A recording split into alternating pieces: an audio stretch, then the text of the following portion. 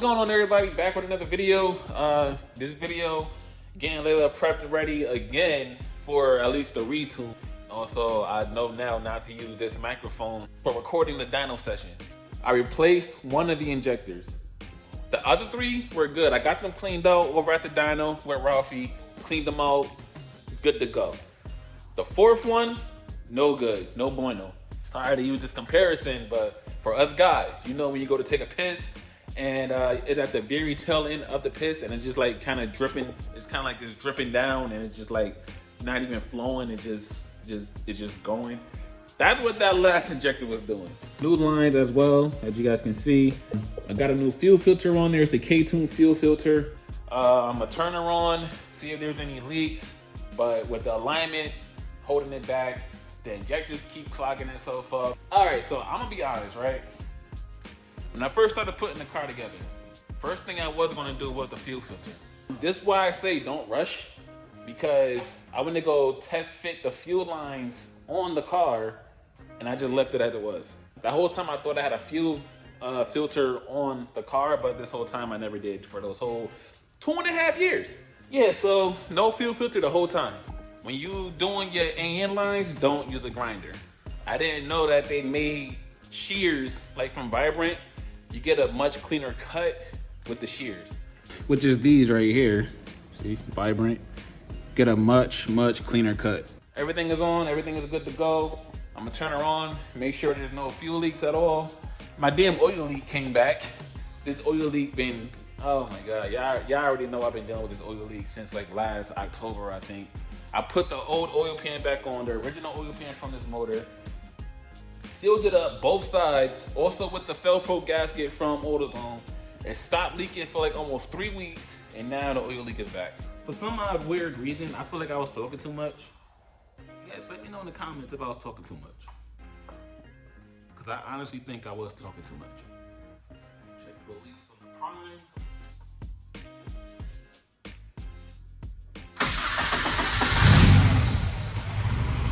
Motor is quiet still, even after the dyno session. All you really hear is injector. That's all you really hear. Alright, so motor sound good. No fuel leaks at all. Fuel Tech and Nano right here. That actually matches my fit. I got the harness shipped out already. Might have it back by the end of this week, maybe. But I have my Skunk 2 upper control arms. Also have my True Heart front lower control arms. Cleanest way to go about this is to take your boots off. That way, you don't risk tearing them in any way, shape, or form. I mean, highly suggest doing it this way. Makes life a lot easier. And the good thing is, because like me, with my car personally, I pack them with grease. You know what I'm saying? Because we got lower cars, you know what I mean? You see how much grease they put in there? Yeah. It's really not that much. Enough. You know what I'm saying? So what I do is I take them apart, I press them in, and I pack them with more grease. So that way I got a better chance of them lasting a lot longer. All right. All right. That's step one. Literally take the fucking boot off. You know what I'm saying? Then put it in here, like so. Literally, then we literally get the receiving tube, find the right size, that's too big. Long story short, we're gonna do, we're pressing it, it's gonna press and then come through the cup, like so. So literally, receiver, like that. So then while I'm pressing, it'll literally come through the bottom of here. I'm gonna spin it by hand. All right, so they tell you to never do this with an impact gun. Why they tell you to never do it with an impact gun? If you ask me, theory-wise, it's literally just so if you're not pressing it right, you don't mess up the ball joint. You know what I mean? Yeah. But I'm gonna be 1,000% honest with you. Put a motherfucking 22 up there and be careful. That's all. You'll be alright. You know what I'm saying? So literally, like I tell everybody else, you could literally turn this thing by hand, make sure the ball joint is seated, make sure it's even on both sides. Right. Then after that, you grab a 22, put it up there, and it'll bring it right in. Oh, okay. Now, grab a 22. Grab a 22. Literally hold the muzzle and just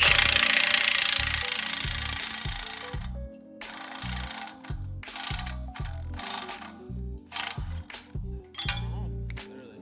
The way that you tell that you throw it away is you literally looking right here. here to make sure where the clip goes, that it's even on both sides. So as I can see, on this side is perfect, but this side is not. Yeah. So I'm gonna bring it down just a little bit more. All right.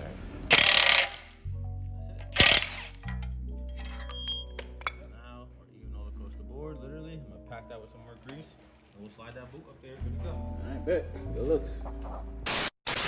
All right, so one thing I want to apologize. I just noticed in the beginning of this video, beginning clips, the microphone was not recording at all. So I'm like, why the hell can I barely hear myself? So I started testing and I started noticing now the microphone is recording because the wire to the lightning jack wasn't fully in. So at least this portion of the video you can actually hear me now. New upper control arms, coilovers, sway bar links, sway bar bushings, compliance bushings. I've seen good reviews on these coilovers, so should be good. So, like I said, I wasn't going to record putting everything on. I'm gonna take her off jack stands, see how she sits, and then adjust the height. I'm gonna adjust the front coilovers, make sure it's even at the right height that I want it to be. I'm not going to have it as low as it was with these busted ass teens. So you guys know I sent the harness out for the fuel tech. I can't even use the I can't use the fuel tech right now. Maybe I could figure out something. Jamie could figure out something. Sent the harness out. He checked it out. Everything was fine. But I don't know. So we'll see what happens whenever that day comes to try and get the car tuned on the fuel tech. For the time being, I'm gonna rock with the K-Pro. Even though I got everything for the fuel tech, I can't even use it. But we getting closer and closer for this retune. Drove it for a little bit, for maybe not even 3 minutes, but the car feels 100% solid. I've never felt this car felt like this ever before. Coilovers I went with is the Rev 9 Hyper Street. I got the rears set all the way to hard, pause, and I got the front set to soft, pause. But at the same time, even though it's set to soft on the front, it's still solid. It's still 100% solid. So new upper control arms, new lower control arms, new lower ball joints, new sway bar links, new sway bar bushings, and new front compliance bushings. All that's left to do, suspension wise, is rear upper control arms, traction bar. Well, I got tuned 2 weeks ago, and I drove the car once and did everything that Jamie told me I had to do just to see what the car can fully make.